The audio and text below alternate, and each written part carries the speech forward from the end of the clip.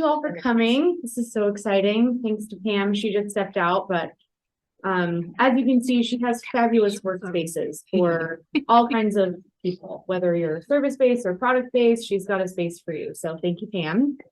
My name is Lauren Bragg. I'm the president of NAWBO this year. I'm succeeding my superwoman, Shannon.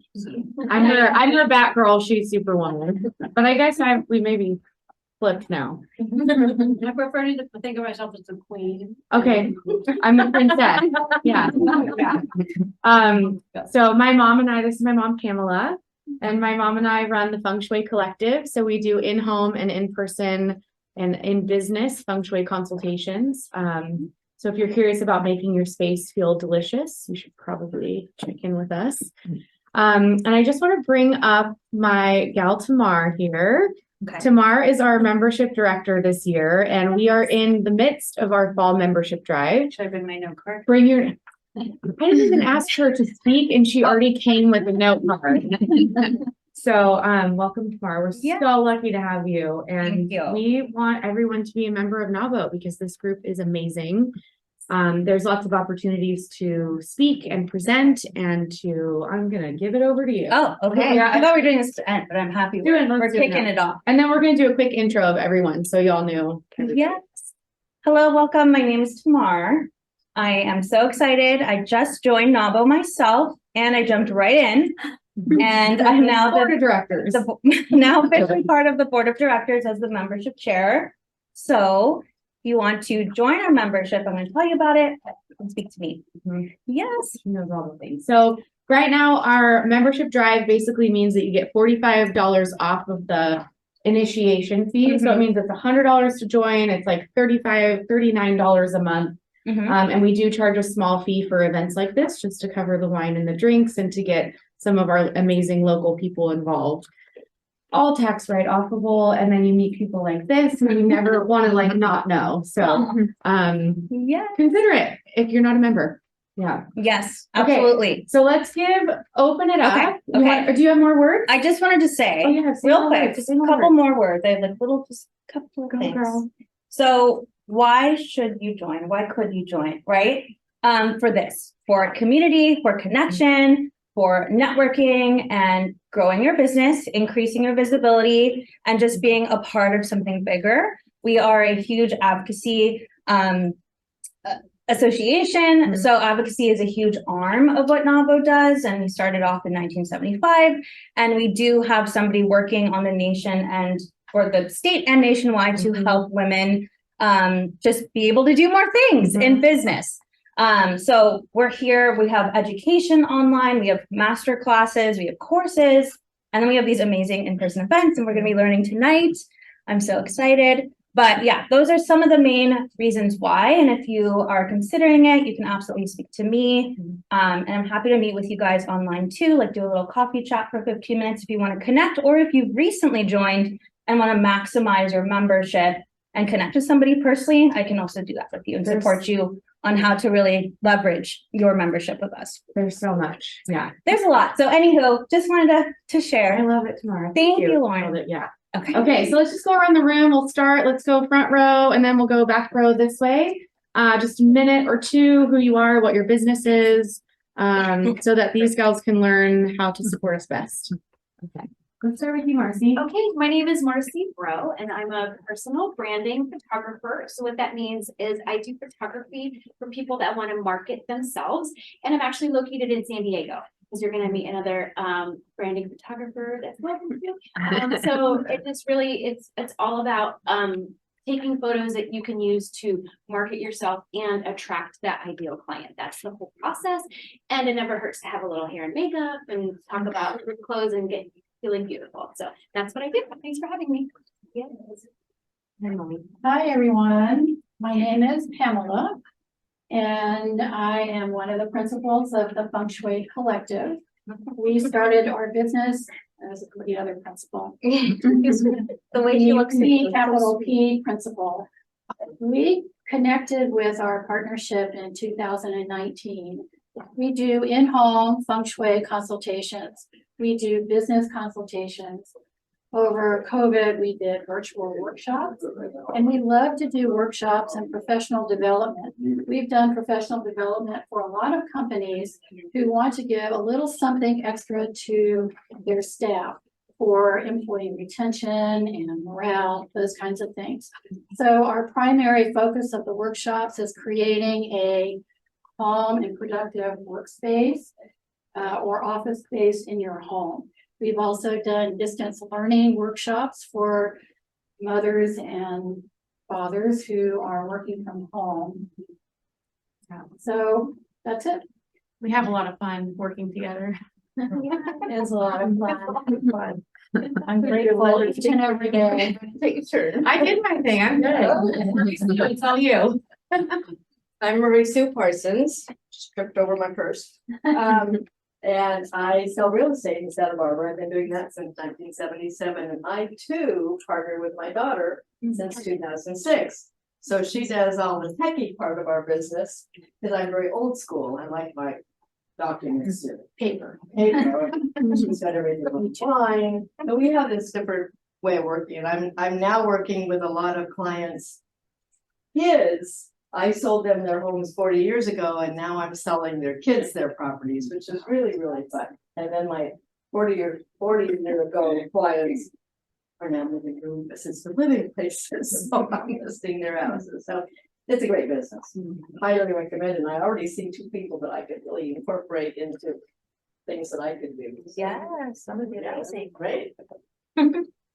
I'm Julie. I own EcoSticks. It's an e-commerce platform, so I'm curious about hearing about what folks have to say about that. I sell custom branded stickers made from recycled water bottles and bring awareness to single-use plastics. I do all sorts of things between brands, photographers. Shout out to Terry. She connected me with the Goleta Lemon Festival that bought my EcoSticks. So trying to create programs where we go to festivals that use a lot of plastics and then provide a plastic neutral solution to say your plastics are turning into a different product that you can actually use. And at the event, and I have a 2,000 square foot warehouse in the Funk Zone that we do all sorts of artistic and creative stuff. It's an artist co-op. We do events. We highlight and showcase DJ night. We're working with a lot of teams in town, so anything creative and artistic, that's kind of our thing. Yeah, so we'll come to you next for an event. Yeah, Oh, absolutely. Yeah, That'd be we're really fun. chatting. Connect with Pam. Yeah, Emily chatted for sure. I shared a little bit. You didn't Yeah. say what you did. Did I? Mhm. Oh, No, okay. you I'll share, but I can't, like, I have to not turn my back because then the camera can't see. I don't know, my parents said never have your back turned when you're speaking to people, so my dad's Israeli voice is in my head right now. I'm Tamar. I am a online business coach, so I focus on helping entrepreneurs, specifically neurodivergent entrepreneurs, so people who experience different mental health diagnoses, scale their business online. So that's what I do, and I teach courses and programs, and I have retreats, but I'm really passionate about helping entrepreneurs put their mental health first. It's really effective, by the way, for growing your business and just putting your health first, and 72% of entrepreneurs are actually navigating some type of mental health diagnoses. So the majority, 3 out of 4, are navigating that while they grow. So we're just on a mission to educate people, support people, and have them feel good while they're of service to others. So that's me. That's what we do. Here. I'm gonna take over from her and I'm gonna stand over there too. That's a great idea. Hi. There is a camera? Yes, you can see you. Oh, take it. Hey. Emily Atkins with Legal Shield and ID Shield. Some of you, I know some of you. Company's been around for 50 years. I've been doing it for 16. My background is a nurse for 37 years, but I retired just in time before the pandemic. But what we do is we provide affordable, legal, and identity theft, which is why I'm here, protection for families and businesses. I got involved because I really believed we're a paradigm shift in the way that legal is delivered, because normally it's very expensive to get involved with the lawyers, so people don't get involved with lawyers and they make bad decisions sometimes. So I'm here to educate people about our service, get their questions answered, and let them make their own decision.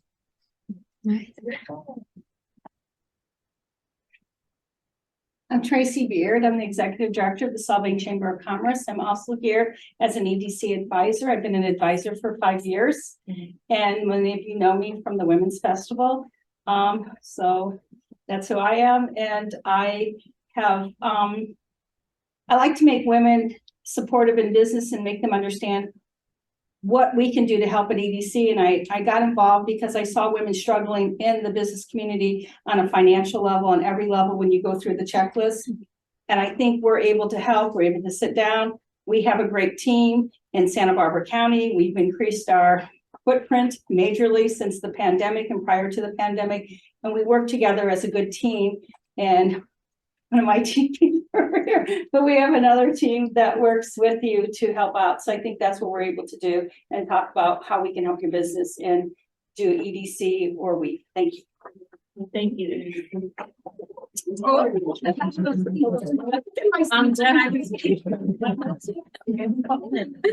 So my name is Joanne Station. I'm a licensed massage therapist. And I have a present license in an office downtown on Figueroa between State and Anacapa.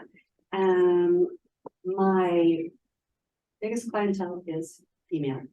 And I seem to be getting a lot into the prenatal, perinatal, which is just amazing and wonderful. But another specialty area I have is something called restorative breast therapy, and which is great for anything having to do with this part of our body that is so often just ignored and disregarded. Really wonderful in the cancer journey. Any sort of surgeries, just helps in the healing process, helps reunite us with all of our bodies. So, yeah. So if you're stressed and need really, give me a call. My name is Guy Smith, and I'm a consultant with the Economic Development Collaborative, and I'm a colleague of Shelby's, and she's going to give you the details on the EDC. And I just want you to know that I feel really comfortable here. Guy, do you know what we call the men that are involved with NAWBO? Unix. No, a NAWBO. So funny. I like that. Ola Smith, and I'm the Vice President of the School of Extended Learning at Santa Barbara City College. And I'm here because we are super excited to work with the Economic Development Collaborative. We now have 2 small business advising centers at the Shot and Wake campus. So that is a great service to our students. But we also offer a lot of non-credit and credit business courses, anything from QuickBooks to marketing, lots of certificate programs. So we are really happy to support our local entrepreneurs. So I'm happy to be here. Thank you. Yes, I'll stand too. I'm Erin. I'm a digital marketing consultant specializing in social media, implementation, strategy, and I'm also a marketing advisor with EDC. Yes, I'll follow suit. My name is Stephanie Gonzalez. I am the bilingual marketing assistant for the EDC. As you see, we took over. So what we do a little bit is provide professional technical assistance to businesses, no matter what stage in life, whether you're starting or you're already an existing business, and all our services are free of charge. So if you have any questions, there's a lot of us, so feel free to ask.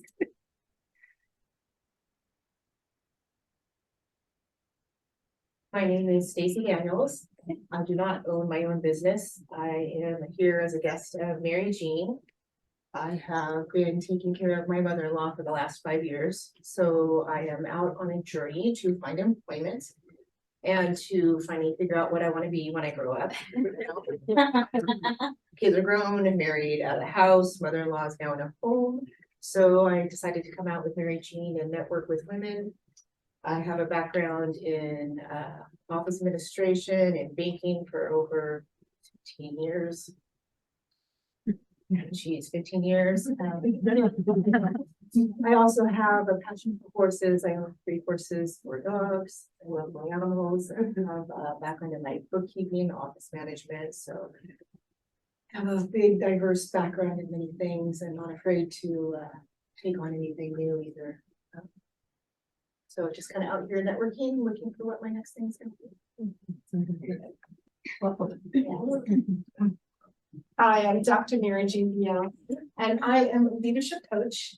I work specifically with women and really help women to overcome the imposter syndrome, to really increase their mental and muscle, to kind of go through, listen, and kind of counter when you have those saboteur moments where they say, you can't do that. Who do you think you are? And I helped you get over that and getting to the point where you can reach your full potential and be who you are. And as a woman, as a business owner, as someone who has value to give to the world. My name is Shannon and I do taxes. Yeah.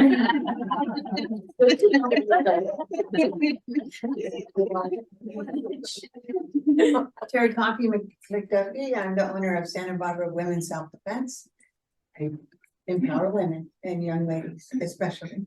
I'm also the executive director of Coastal Self-Defense Academy, where I help people who have challenges in life, whether they be blind or going through a brain injury, recuperation, very old and having senior things going on in life where they can move their bodies more and feel more safe and empowered. So I'm Terry Coffey McDuffie, and should I pick it? I definitely cannot. I'm Sharon Donahoe. My background, I have a PhD in aerospace engineering. That's a friend. And I'm co-founder of Turbine Technology Partners. We are a wind turbine engineering consultancy located in the Synergy Business and Technology Center in the Funk Zone. We were founded in 2013, and our goal is to support the utilities and power companies across the country and the world trying to implement and grow wind power in their electrical energy fleet. And yeah, we support owner operators, some new technology. We support startups trying to get into the wind power space by connecting them with owner operators looking to put prototypes on their turbines. And then we also do some expert witness stuff. And yeah, I'm excited to be here and learn more about technology because I'm the COO, supposedly, and of Oscar syndrome. I have a lot of sensitive information that we have on our files since 2013 that my business partner refuses to let me like archive. And my sister's a lawyer and tells me that's not a good thing. So happy to be here and learn more about how I can be less nervous. Hi there, I'm the last one. Yeah, so we'll finish with an exotic accent from France. My name is Kerry, and I am a brand photographer. Yeah, living in Santa Barbara, so nice to meet you. And I support and I work with entrepreneurs to create their very own image. I'm passionate about humans and women entrepreneurs, and I propose photography service, artistic direction, to help you to create a very own branding personal image. So yes, I work in Santa Barbara, Ventura County, and yes, it will be a pleasure to be connected with you. I have the chance to work with Rita for the branding of the company, and it was fun and professional, and I hope that helps. Yeah. That was the headshot from the event picture. She took that picture. Myself to work with Authenticate, and thank you so much for being here with you. All right, ladies. Hi,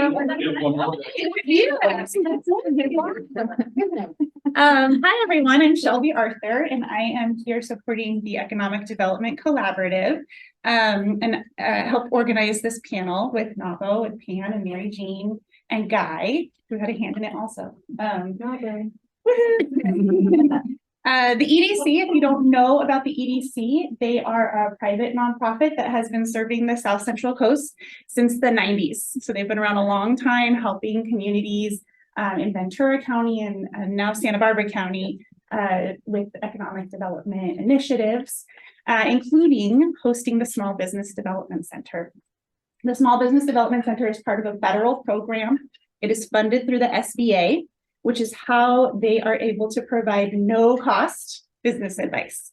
So for any business owner out there, whether you have started your business or you need a little bit of help forming it and launching it, if you are looking to pivot, if you need any support with any area of your business, all the way through the life of your business to when you're ready to sell and retire and go do something else or maybe launch your own business, we have EDC advisors who can help you with that.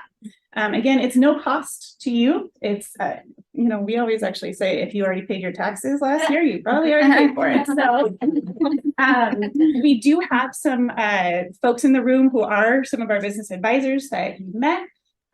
We also do have some forms if you're interested in learning more about the services and would like to sign up. I'd be happy to talk to you about that after the panel. But for now, I'm going to introduce Alondra Gaitan, who is you're going to have to help me with your title again, Director of Strategic Relations. Yes. And I believe it's been with the EDC team through quite a bit of growth. And recently, I'm very excited to share with you, was named by the Pacific Coast Business Times as one of our 40 under 40 for this year. I've been here for a little bit on this. We're very proud of her. We've been doing it at every meeting. And she will be our moderator tonight. So I will let you take it from here and introduce our panelists. Absolutely. Good evening, ladies and gentlemen, of course. My name is Alondra Gaitan. Like Shelby mentioned, I'm the Director of Strategic Relations for the Economic Development Organization. And kind of my main thing and role with the organization is doing external partnerships and working with our board and doing re-engagement and growing our connections across the Central Coast. I would love to I'll let them introduce themselves, but we'll start with Rita. All right, well, hi everyone. Thank you for coming and thank you for the intro and the EDC for hosting, as well as Pam, Work Zones. My name is Rita. I am one of the founders of Allthenticate, and we're a cybersecurity company here in town. We're a startup, so we're about 2.5 years old. Started out of UCSB, so super local, and we get rid of passwords and keys. I do have to say that I really like the little locks on the table. Genius idea. I don't know whose idea was, but perfect. Terry's. Amazing idea. So yeah, I'm excited to be on this panel with Kerry. Hi, my name is Kerry Grimes. I own and operate Digital Duchess since 1999. That's a small computer consulting company that I help small businesses and pretty much their IT department. So I handle anything technical. I've been doing it for a very long time. Wonderful. Well, thank you, ladies, for introducing yourself. I would like to start by there may be some check under your seat. There may be something down there. If you guys want to. Do we also have it? Okay. Okay. Sorry, I hate to do this to you, but there isn't actually anything under there. But you see, I think that as human beings, right? I know, sorry, I hate to do this to you. As human beings, we initially trust each other, right?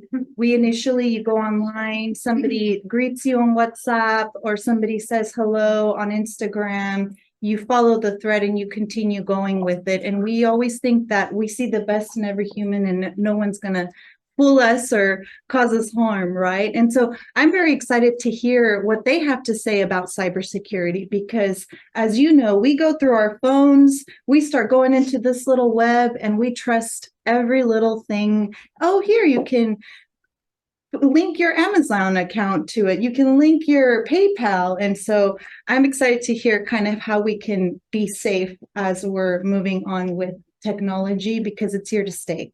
So we'll start with the first question, which is, what is cybersecurity? Who would like to start with that question? So I think the most important thing is to define like what cyber is. So we hear it all the time, right? So cyber, pretty much, it's all technology. So it's not just your phone, it's not just your computer, it's your car, it's pretty much your refrigerator, everything's got some technology. So, and we know what security is, right? So it's protecting that technology from attacks, and the attacks are happening, and they're happening a lot.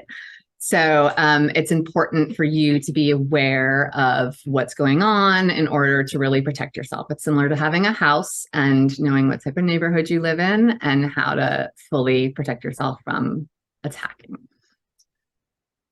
Yeah, as Kerry said, it's it's the internet, anything that's on the internet. So think about it that a few years ago, internet was not a thing. So people would secure their houses and their, you know, their money, they would hide it somewhere, try to hide their valuable stuff. Now that we're all on the internet, our identity is out there, and our goal is to make sure it's secure. And as internet becomes everywhere, then everything becomes cyber, and internet security becomes more and more important, because that's our cars. If you have a smart car, if you have a smart fridge, your Alexa, your wearables, your Facebook account that you probably don't care about, but that's all cybersecurity, and it's just getting more and more important every day. So it is very important to take it seriously. Even like probably our first password was your first name or whatever item you saw in front of you, but now it's getting a lot more complex. So the notion of cybersecurity is also we should take it more seriously. Perfect, well said.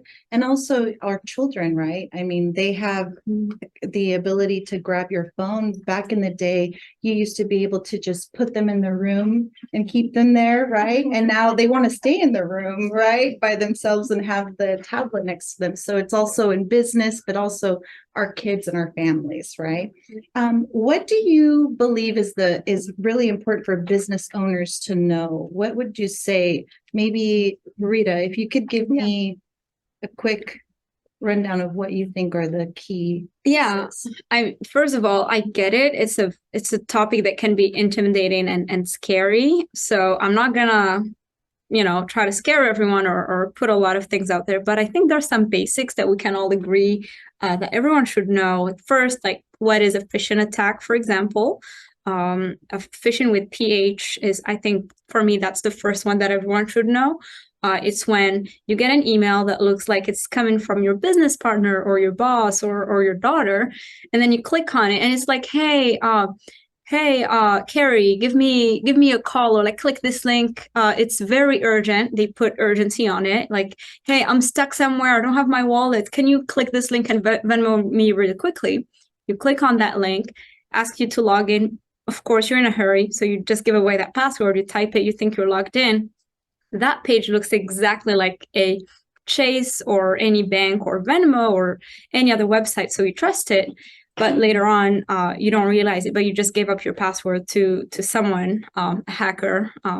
So that's what a phishing attack is. And I think we should all be, more careful when we get an email or when there is a website that doesn't look exactly like it could be, I don't know, Chase with one letter off, and there's so many stories out there. When I was in UCSB, and that's how we started the company, there's a startup competition, and that's how my company came to life. We actually hacked everyone in the audience to prove our point, and we used. And there is actually there's an article from the Pacific Coast about it. They say the winners of the competition hacked everyone in the audience. So it was super easy. We're like, let's raise awareness. If we're proving our product, let's tell everyone that everyone can fall for this. So we made a website that looks exactly like the UCSB's website.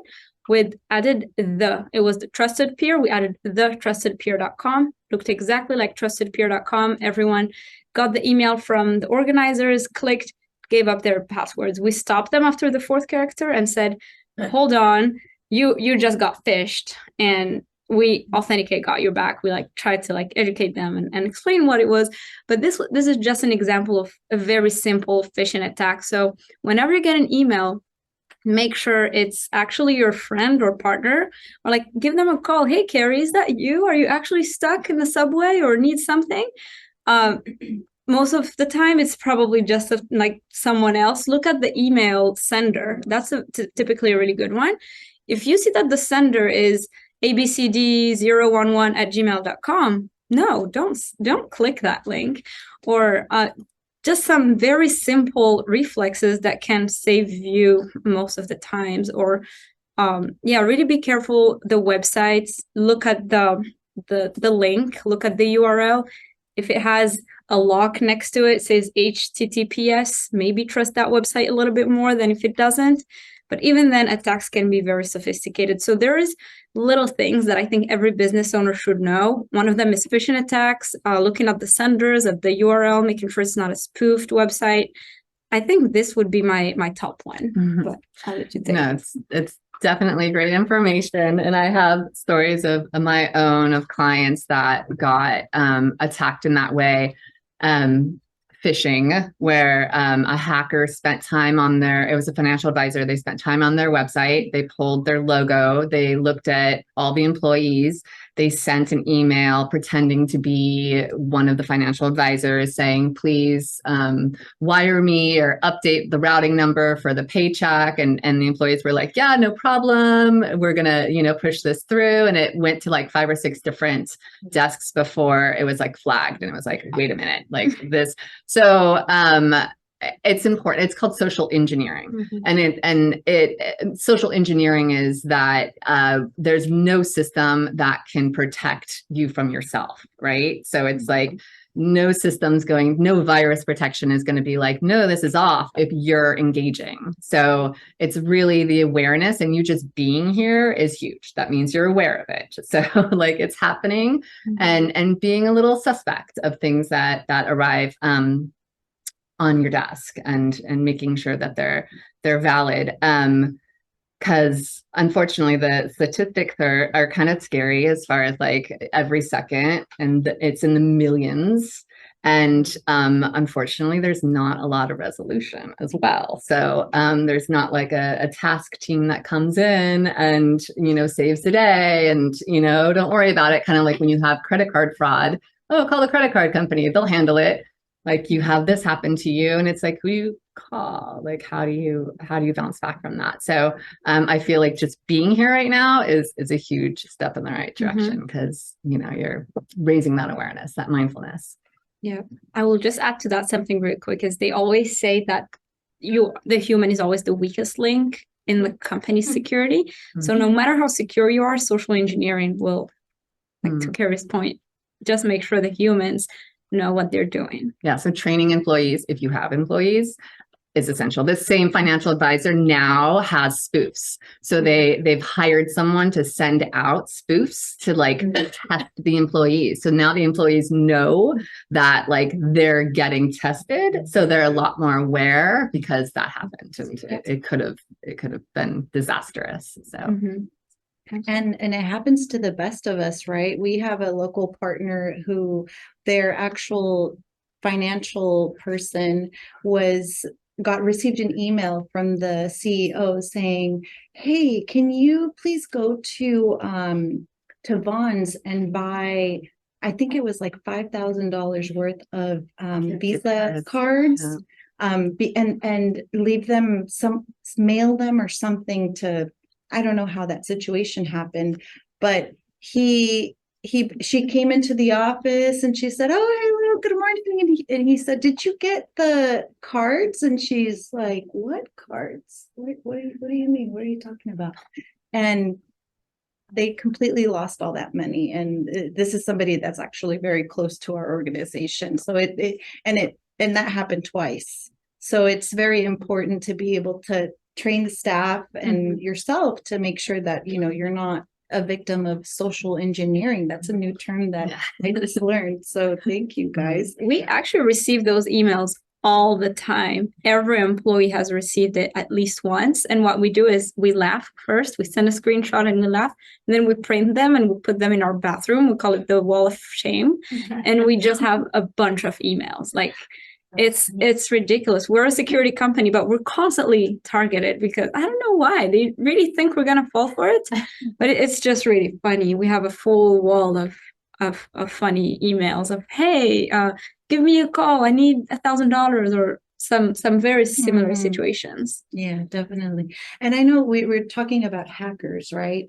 And so who are these people? Who are hackers? What do they want from us? They want our money. Why do they care? It's always monetary. It's 100%. It's always monetary at this point. And like who they are, like where they are.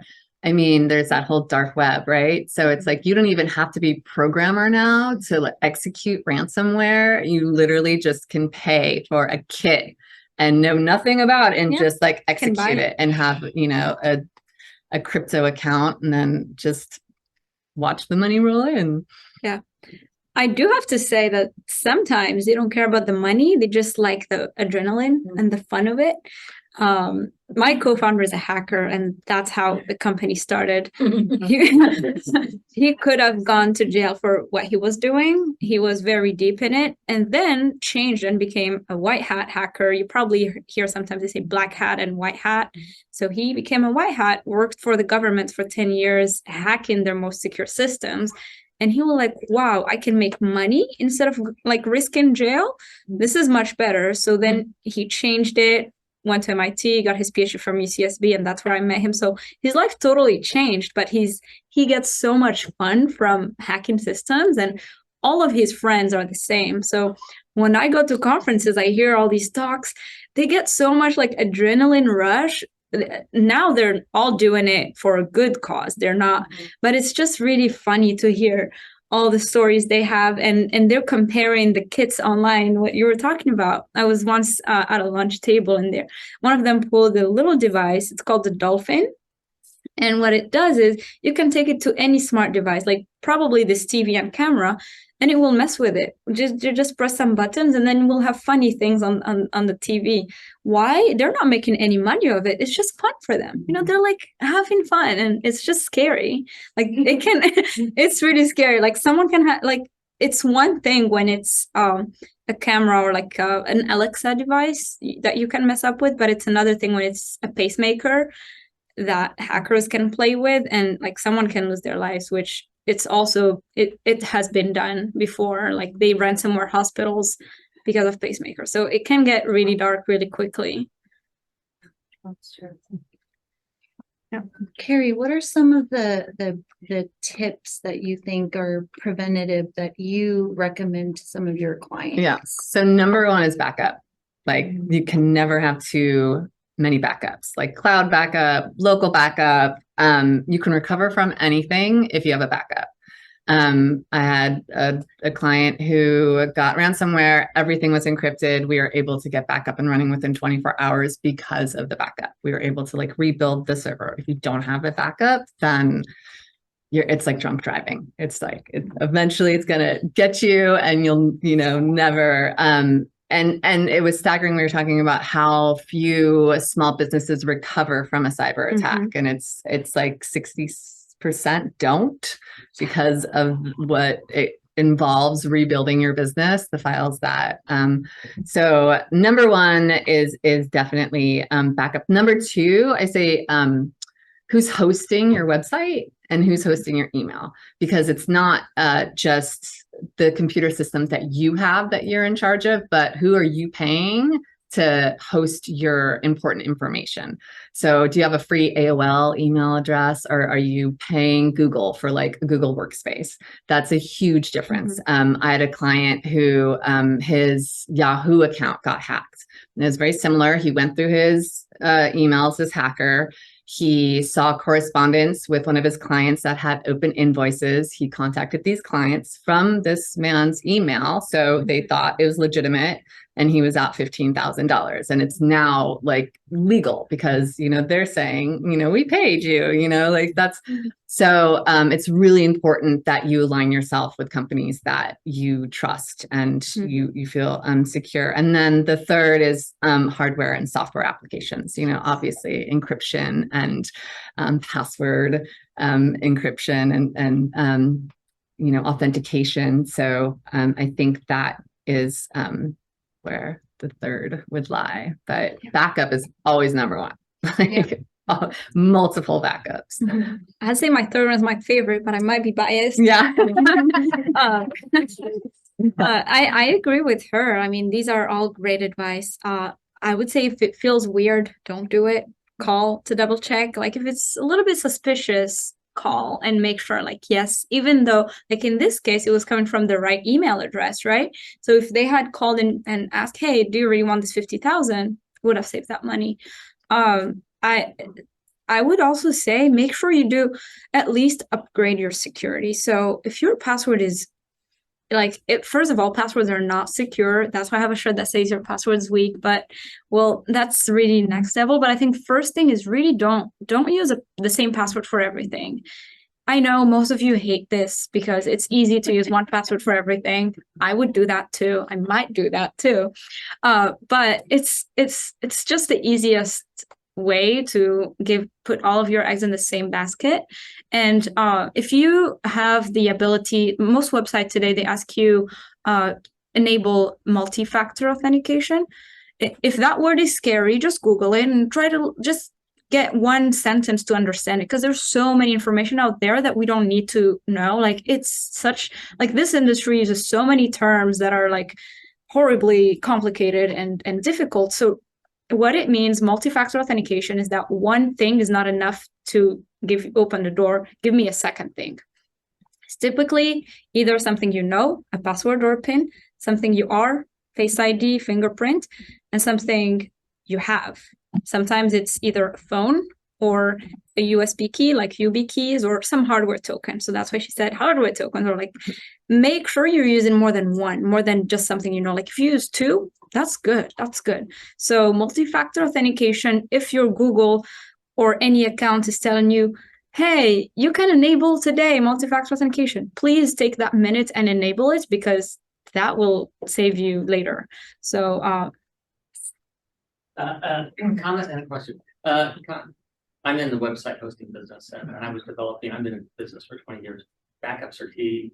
We had a client that was a big client, $250,000 client, and they backed up their own server every day. And then when it got corrupted, their backup got corrupted with backup. It cost us $40,000 to redo. Thank God we had the money to do it. $40,000 to redo what we had done that was damaged. Second thing is, question for you is, I use a backup password protection, password vault. Okay. So what password manager, password management system would you recommend? Because there's some good ones out there. Great question. Yeah, great question. One of the big ones there's a local one that just raised a lot of money called Bitwarden. I don't know if any of you heard of it. Local, great guy, Michael Crandall, he's amazing. Bitwarden is great. LastPass, 1Password. I can't believe I'm saying our competitor's name and telling you guys to use it. Yes, these are all great for consumer use. But let me tell you the bad news about these password managers. They are password managers, which means they just take all of your passwords, write them on a file, and store them somewhere. It's not that much better than if you yourself write them down on a piece of paper and put it on a drawer. So if you're gone, I'll come take that piece of paper. Now I have access to all of your passwords. Same thing. If a hacker gets access to that file, all of your passwords are gone. And just last month, I think LastPass got hacked and all of the master passwords were gone. And I think last year, 1Password had the same thing. So yes, it is better. And I do tell people to use it because it is better. You're at least using multiple different passwords for everything. But there's always that risk of it's a file that can get. So best advice, and I think the market is not there yet, is the passwordless, which I think the market is very new. So not the adoption, like people are not adopting it very quickly. So in a few years, once everyone gets to passwordless, I think the security gets a little bit higher. But yeah, I think what is passwordless? What do you mean? Yeah, what is that? Great question. She's guiding you right in her direction. Very calculated. Well, passwordless. It's as it sounds. You never use a password again, and it's not stored on a file. Actually, password managers are considered passwordless, but it's not really passwordless because it's still stored somewhere. It's like, you know, when it says there's no cloud, it's just someone else's computer. Same kind of thing. But what I mean by passwordless is really not relying on a password, having a physical hardware token, whether that's a phone with Authenticate or any other great technology that's being built. I think that's where the future is going. Google, Microsoft, and Apple, 3 companies that kill each other over like Android and iPhones, are now working together to build a passwordless future called the passkeys. I don't know if you've heard articles, like they did a big PR boom about the passkeys, and that's the passwordless stuff I'm talking about. It's not there yet. It's coming, hopefully very soon. Just one more question. Is it just as bad to store your passwords on the browser then as it is the password key? Is that The LastPass, it's very similar. So it's like the same as a password keeper. It's a password manager. So they're Better the than same. having the same password, but not that great. It's better than having the same password for everything, but it is a password manager at the end of the day. Yeah. Yeah, I mean, there's not really a good solution. So that's pretty much long. Short answer is When you're online, they say, oh, do you want to save your password? And then it just automatically, then are we not supposed to do that? Or are we supposed to do that? Yeah. Because I like that. Yeah. I love that. I always do that. But and then where is that actually stored? I mean, I actually don't know. It just says you, and I just love the convenience of it, but I don't actually know how it works. It depends on what browser you're using. So if you're in Google Chrome, Chrome has its own password manager. And as long as you can like log into your browser, and then it'll just automatically authenticate you and fill in your password for you. Yeah. And Safari uses something similar. It's called the keychain, but so it just depends on the browser. And it'll recommended browser that I'm just gonna say, I mean, I love Chrome. I think it's the most secure. Second. Yeah, I think Google is definitely like in the forefront as far as security goes. So hosting and Yeah, I second that. We have a question, Shannon, right? yeah, do you use a VPN all the time? I don't. Some people in my company do, but I personally don't. And no need to use it because it's I don't have to connect virtually anywhere. Virtual network. Oh yeah, virtual Yes. network. It's for remote users. Usually it's a layer of security. So if you own a company and you have users that are throughout the country and are accessing your company information, VPN is a virtual private network. And it's something that you definitely should look at if that is your situation. It's definitely a secure. Could also just be for a regular person like me who uses a computer in other places like some hotspots. No, that's a little overkill for you. I would do something more of like remote connection. So there are, like TeamViewer and remote PC that allow you to connect to your computer. They have layers of security, but this is more for like, that have multiple employees. But if you're using any Wi-Fi, make sure it's a secure network. Right. Like or if you're on an open, not secured Wi-Fi, don't look up sensitive stuff. Yeah. Just is I know that Google Drive is a lot what people use. I do use that in the companies I work with. Is that safe, secure? I mean, is that a good until Google's goes down? Yeah. I mean, it's like, it's definitely, I always look at like who's compliant, like with HIPAA. And so if like doctors can like store patient information on there, then you're pretty safe.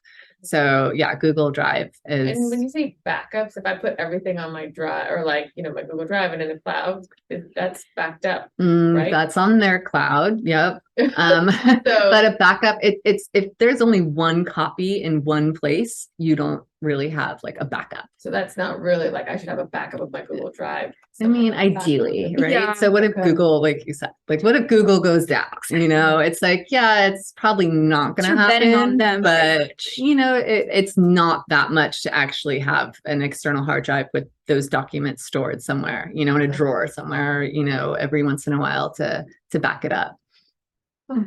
But Google is a great, company, and a lot of us are betting on it. So, as we said, like Google is great with security. So don't worry too much.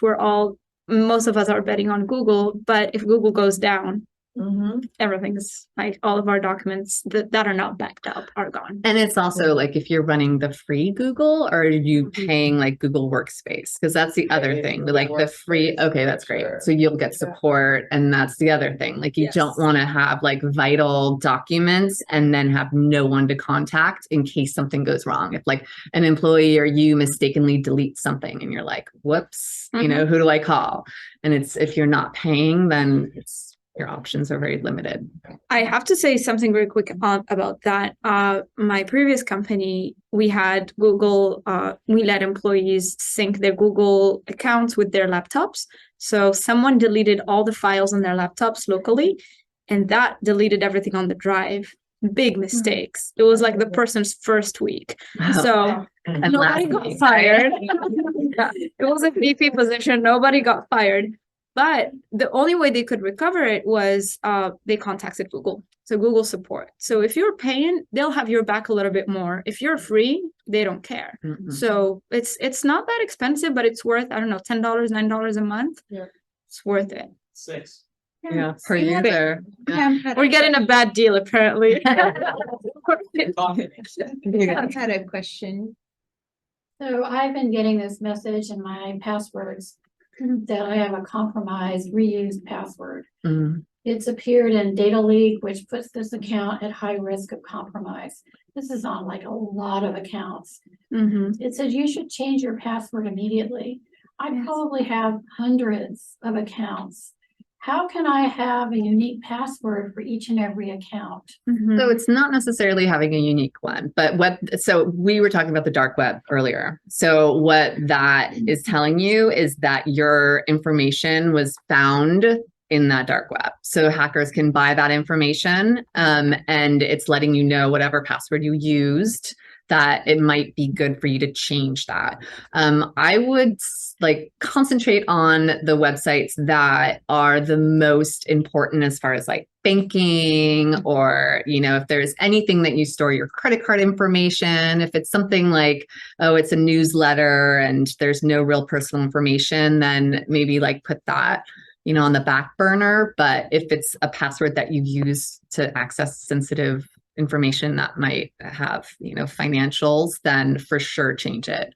Yeah, I have a question. 2 questions actually. First one, is that the same password that's on all these websites? Because second question, probably why. Yeah. Yeah. What's your pet's name? Your mom's made it. 3 or 4 that we use on multiple. Change those. Yeah, change those as fast as you can, because as she said, they can now say, hey, Pamela's email uses this password, let's go try this on, and they're not manually doing it, they have automated bots doing it, so it's so easy for them, like it's like a click. And the other thing is, what I do, I don't know if it's good or bad, but I have low stakes passwords. So if like it's a newsletter or something, I have a very dumb password that is also compromised. Every time it tells me this password has been compromised, I don't care because it's low stakes. And then I have the financial institutions ones is like more complicated and blah, blah, blah. But passwords are in this weird situation. And I would say like, if go and like make those passwords, change them if you can. And there's also a website, haveibeenpwned.com, that if you enter your email and or just your email, it tells you if it's been compromised or not. So have I been what? Pwned.com. P-O-N-E-D. Yeah, P-O-W-N-E-D. Have you heard of it? Yeah. That's not even a word. It's a hacker word to say owned. Oh. Yeah. Oh, I see. P with an O. Do you guys have, can I question, do you guys have Android or Apple devices? Apple. Yay. Big Apple fan. Big Apple fan. Yeah. So I get so weird about, you know, it's like change your password. I'm like, okay, fine. And it's like this huge character thing. And I'm like, I'm not going to write it down. I'm not going to put it in Passable. Do I actually trust this device to remember the big, gnarly, hairy password? No. Yes. I mean, I personally don't. I choose my own. I say no, thank you. And then I choose my own, but it should have some layer of complexity. You know, I mean, you don't maybe need it that long, but you know, more than 12 characters, alphanumeric, special characters, upper, lower. I do have to say that the keychain that Apple uses and Android are, if they're tied to a device, physical hardware device, they're probably very secure because they're stored in a hardware element of the phone called, I think, the trusted execution environment for Apple, and then the secure element for Google. Think is for Android, and that's where your Apple Wallet is stored. So if you have Apple Pay, then your passwords are also stored there. So they do a good job in like making sure that it's secured and stored in a very secure place. So I typically trust them, but the reason I don't choose those passwords is because I know I'll forget them, and there's no way you can remember them. And there's always security. Unfortunately, is always like choose your is it going to be secure or is it going to be easy to use? Right. And that's annoying. So people, if they go with convenience versus security, so there's always that to choose, but I typically click no and create my own. But if it's something I'm like, I'm only gonna use my phone to log in from, then I would choose that super complex password. That's good advice. I always feel guilty for clicking no. Yeah. I do that too. I normally don't use Venmo, and I had Lucy, we set up a Venmo account and we maybe run 120. I mean, this weekend we ran, like thousands and thousands of dollars through Venmo. And it scared me because every night I'm transferring it to the bank, but my bank, if you get into my QuickBooks, it's gonna ring. We have 3 people that are in our QuickBooks, our accountant, and it rings that yes, you can. And our checking account is a 2 checking account. If you write a check, it's, you have to have 2 signatures. So is that protected then, is my question. I've put all this money. Can somebody get in the Venmo account? I was very paranoid about that till I got to say almost today, till I know everything cleared totally on the bank. Cause it was a ton of money. We had a big festival up there and it scared the hell out of me. I'm going to say it just like that because I'm thinking we're Venmoing and I'm happier with cash. I honestly was. But my checking account, I feel very secure with because you have to have 2 signatures to have a check in the bank. Anything over 1,000, they kind of call and do a little bit. So how much security am I supposed to have? And how secure is Venmo to my checking account? Is somebody going to be able to get in Venmo and take my money? Venmo kicked me out, so I'm not on Venmo. Okay, I can't speak. Why? What did you do? I lose $10 sometimes, but I don't want to lose like all the festival money. And they were running it, and it just scared me because how secure is that?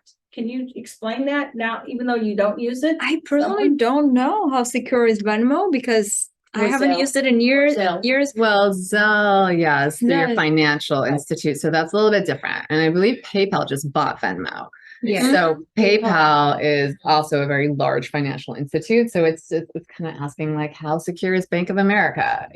So it's backed by the thing with Venmo that's a little scary. And I don't know if it's like if you send money to the wrong person, like it's too bad.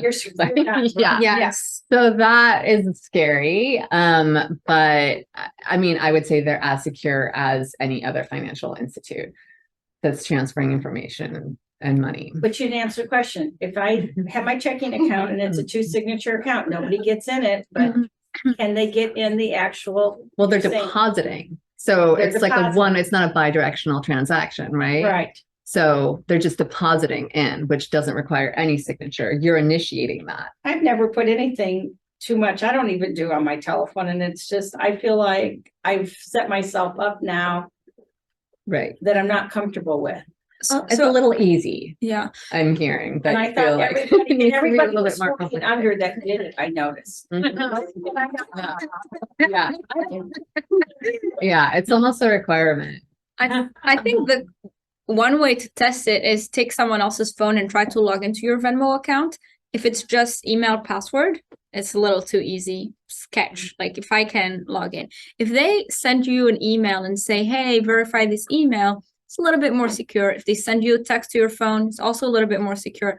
But if it's just password, then try to go in the settings, security, and try to activate like 2nd factor authentication or try to go to security of your account, which I think you should, because if you're dealing with like thousands of dollars, like maybe you take it a little bit more seriously and increase the security. Now the convenience goes down, but it's worth it.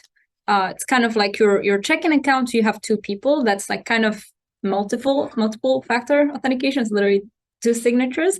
But I would say do that for Venmo. I don't know how your Venmo is set up, but yeah, I would do that. Along the same lines of verifying that the application or financial institution that you're transferring money from, is there any one that you recommend personally, or aside from obviously, I think Zelle would probably be a little beneficial because it's through your financial institution and Secure It, but is there any, I know that not everybody has Zelle. Is there anything else? I got kicked out of PayPal and Venmo. I can't even Venmo or PayPal or anything. But I can Zelle. So is there any other financial? I don't trust Cash App. Okay. I don't trust it just because I don't know. It's like the new thing that has been used for a lot of scams. So I don't take payments or use Cash App. Zelle, I do trust a lot. I have to say that I got a lot of texts saying, "Hey, this is Zelle confirmation. Your Zelle didn't go through. Click this link." It's not, I know I'm not Zelling anyone, so I don't click that link. I typically just, again, screenshot, send it to my friends and laugh. But be careful if you're using Zelle, like there is that scam going on. And I'm sure there is probably a similar one with Venmo and Cash App and all of them. Yeah. Yes. Yeah, what are your thoughts on wire transfers? I mean, that's one thing that we do, and they're big amounts of money, and we're paying people or they're paying us. And I've gotten in the mode, some of my customers started requiring a phone call before they would pay us. So now anyone I'm gonna pay, I call them and, tell me the account number over the phone. But that's another one, and is like, if you send it to the wrong account, you're like, it's gone. Right. It's not coming back. So too bad. Yeah. So I have enabled electronic transfers for our banking account. I go there and they are so slow. Right. I spend like a half an hour in the lobby. I only do it a few times a year. You get an email every time you send a wire transfer? Well, I can't send them unless I'm standing in the bank. The way I not wanted to sign up for that. We have big projects and only like few dozen transactions. And wire transfers, I mean, a dozen per year. So I don't send very many.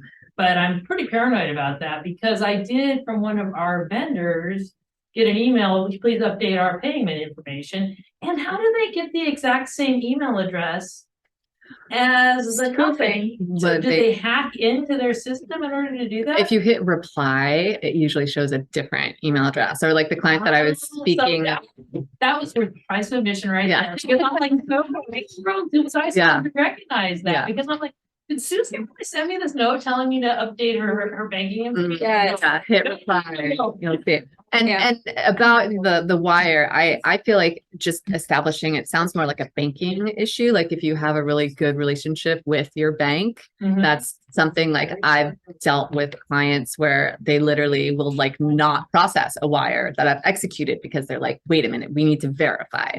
And it was like on the bank side because, they just knew the client and they just were protecting them. So I feel like having that level of security is. Fortunately, our volume is low enough that I can just go there personally. Yeah. But did you choose that? Don't you want to sign up for this? I'm like, no. Okay. Yeah, so it's a scary thing. Yeah. So you chose that, like you are the one deciding that you want to go to the bank to physically. Because I'm over 40 also. I mean, not the question, but are you comfortable with that or like you want to change it? Because our volume's slow enough. Okay. And I don't do that many electronic wire transfers, just international stuff. Yeah, so here, this is an example of like convenience versus security. You're more comfortable with, I don't care that it's less convenient, but I want it to be secure. So yeah, I mean, I freak out when I'm sending wires. Yeah, okay. Good. I'm like double checking every time. I mean, I'm always double checking the numbers because especially like if it's a large number, I'm always like so scared. I'm like, wires too, how am I doing this? Into my bank account. So I'm like, you gotta call me first because usually they're also international. Yeah. Okay. International ones are also worse because you're like, what is this address? Why like even it's not Swift or ABA or what is it's I know it's complicated. Okay, thanks. Before we decide, how are we with time? Good. 15 minutes? Yeah. Thank you. Apologies. That's okay. Backups, you talked about iCloud, and should we also have like an actual physical backup that you could plug into computer on a hard drive kind of thing? Yeah. You suggest both of those? I think there is never too many backups that you can have. So my grandfather has Alzheimer's.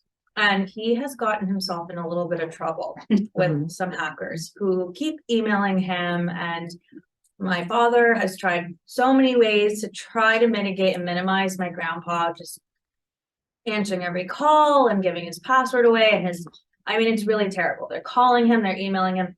What can we do to protect him? Is there anything we could do to protect somebody who is, going through that in any way? Besides like unplugging the phone. I mean, there's not, that's the thing you can't block the number because they call from different phone numbers. And he's definitely you call it phishing because it's literally like you throw out the hook and you see who bites.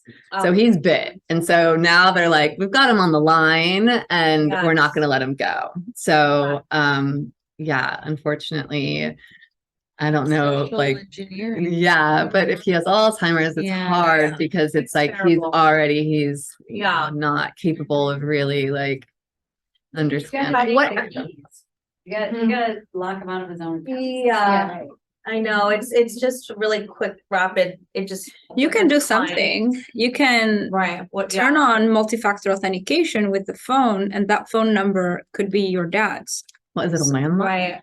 Is it a landline or a smartphone? It's his house phone and his email. So you can do something like, now he types in his password, or they have his password. They're trying to log in, and you or your dad will get a text saying, "Hey, this is the PIN or something." Okay. So sign my father up to try to authenticate. Try something like that. I think most accounts, I think Google, if you go on Google security settings, they have, do you want to enable multi-factor authentication? And then they tell you, do you want to do SMS verification or, and typically it's your phone number, but maybe a kind of a hack in the situation would be to put someone else's phone number who can always give him access, but I don't know if that's the best solution. It's really I'll just have to do a way to make it harder. We have we have two more questions. We'll go with Guy and then Michael. Both Microsoft and Google have centers on UCSB's campus for quantum computing. And there's actually an operating quantum computer on, I think, the Google Center.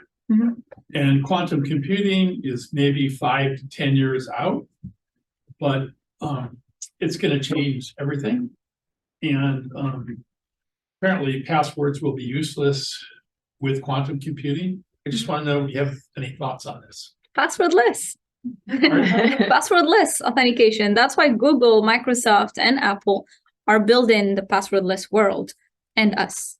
We're like the small little company that's also believing in passwordless. But I think the Google is building the quantum computer, but at the same time, they're getting rid of passwords. So they're already thinking about it. They already have solutions out there.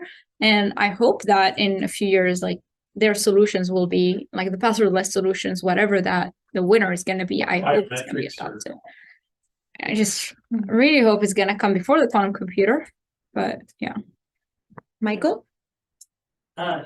Two things. I've got a mother that calls me every once in a while and says, "There's this guy that's in my computer right now because he's told me that I have a problem. Should I be a little concerned?" I'm like, shut down the computer now.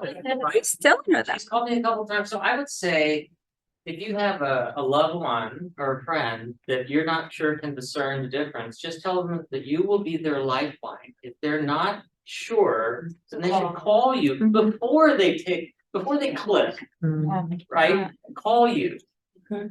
Right, so be the lifeline. And then the second thing, I don't know if you want to go back to it, but with the VPN thing, I don't really know what that is, but I don't know if you want to address what Apple came out with a year ago when they came out with their update that asked people, do you want people to track you so that they can advertise to you? So if you have an Apple phone and you go onto Facebook or Instagram or anything like that, you're going to get a question. Right, so I think Apple's doing a pretty good job of trying to hide your identity as you're moving around versus Android.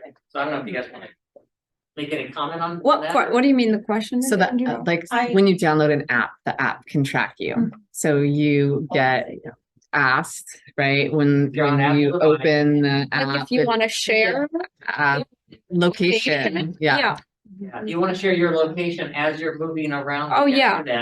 So that and then what will happen is the companies will say, well, yes, well, we're gonna advertise to you anyway, but if you let us track you, then we'll advertise things that are more relevant to you.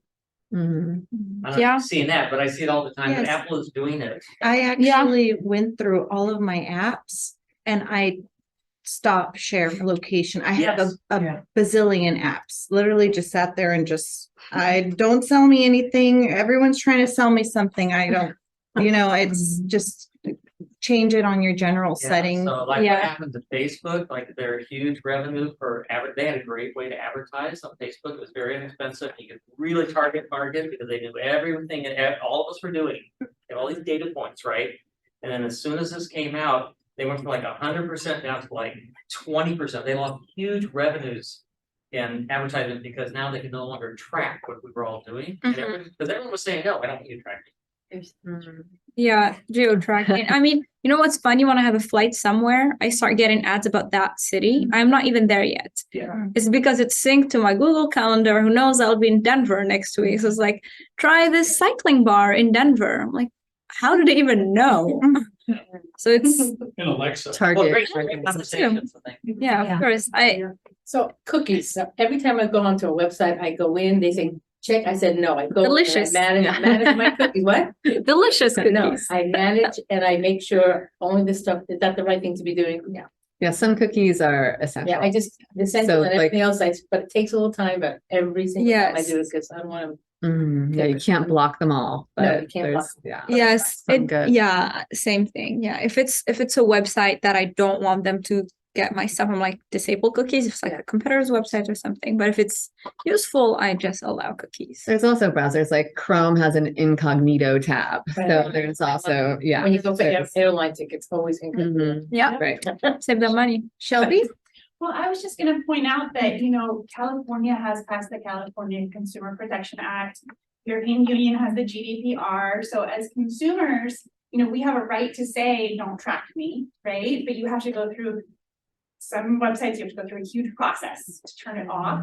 But really there are laws protecting us. And as business owners, that's another thing to know about, right? In terms, I know it's not directly connected to cybersecurity, but about privacy.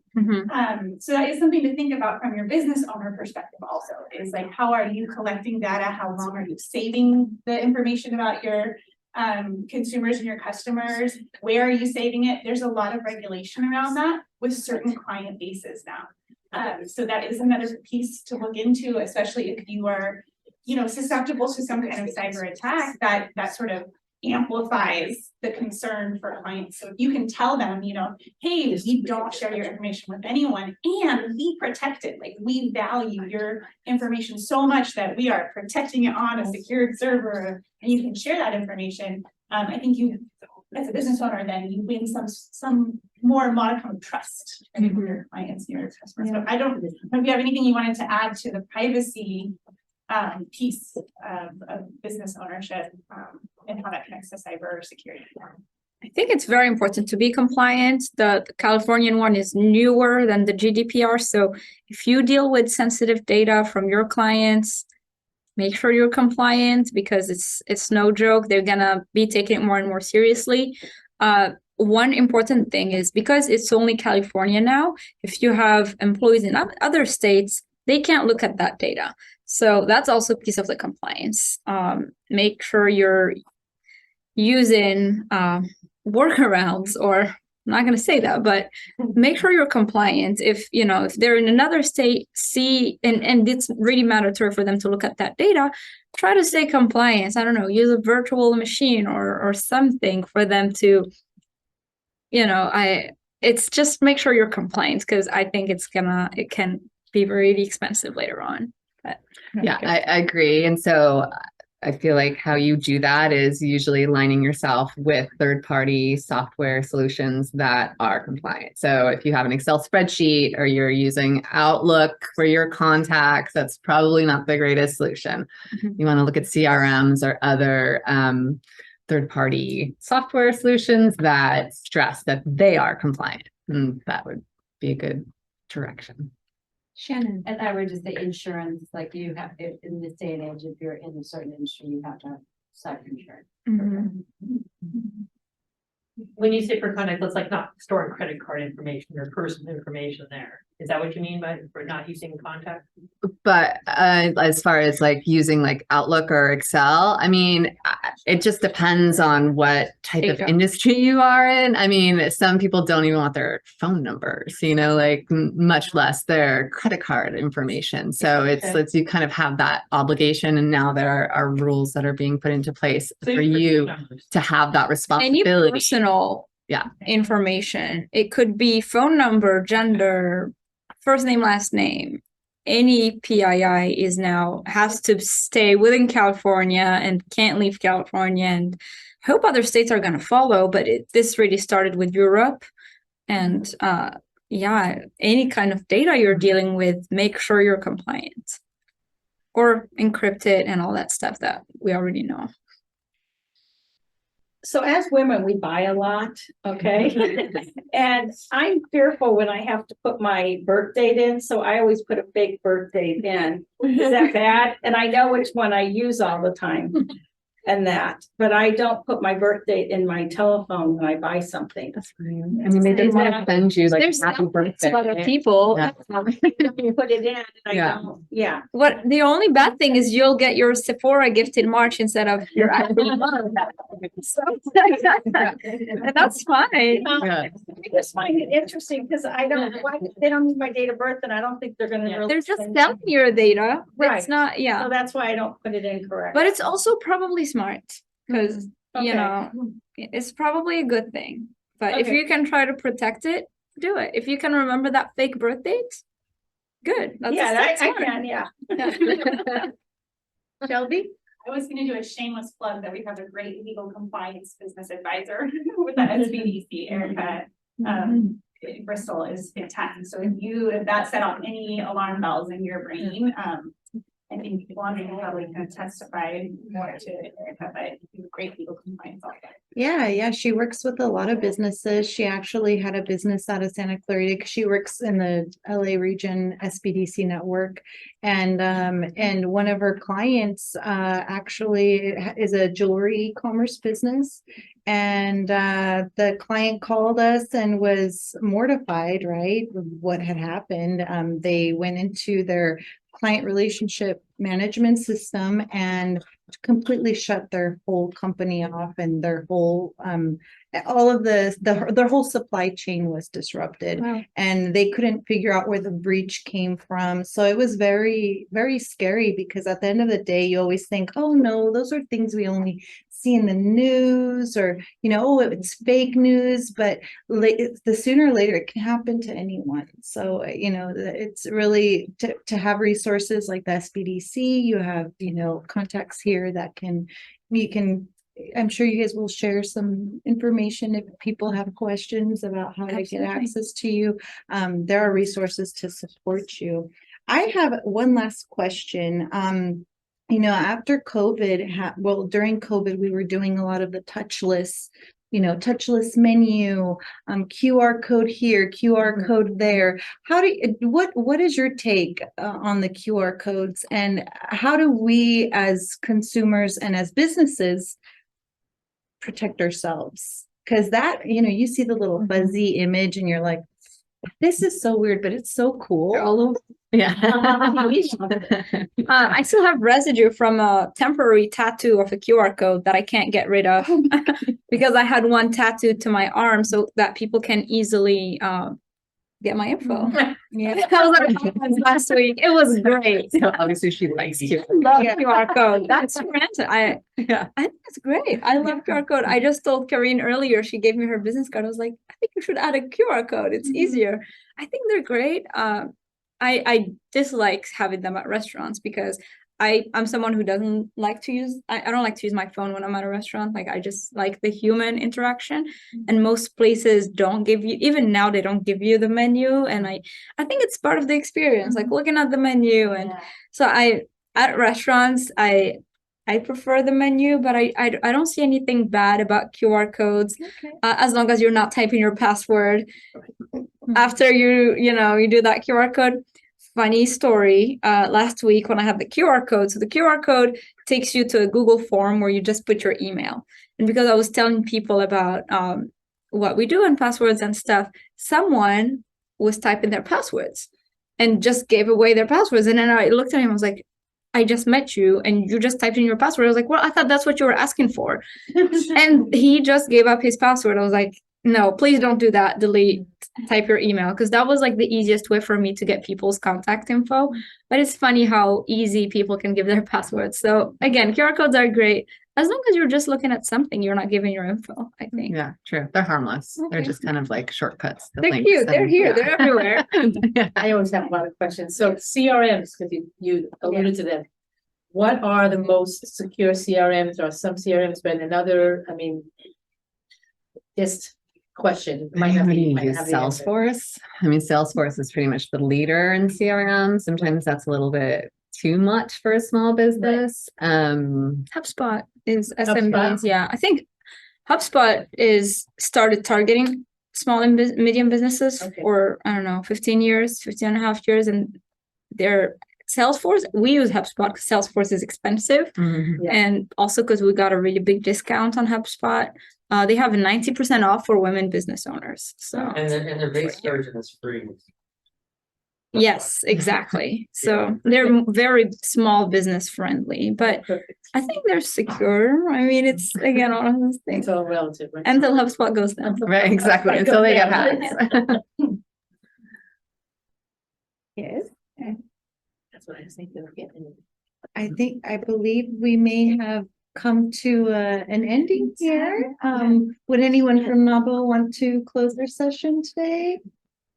Well, I just want to thank our sponsors for all of y'all at the EDC that have been here, put together this fabulous panel and moderator.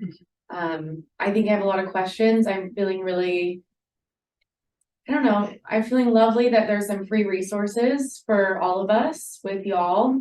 And I just want to thank everyone for coming, because, you know, staying curious, I think, is what, like y'all said, is what keeps us ahead of the game. Yeah. So thank you guys so much.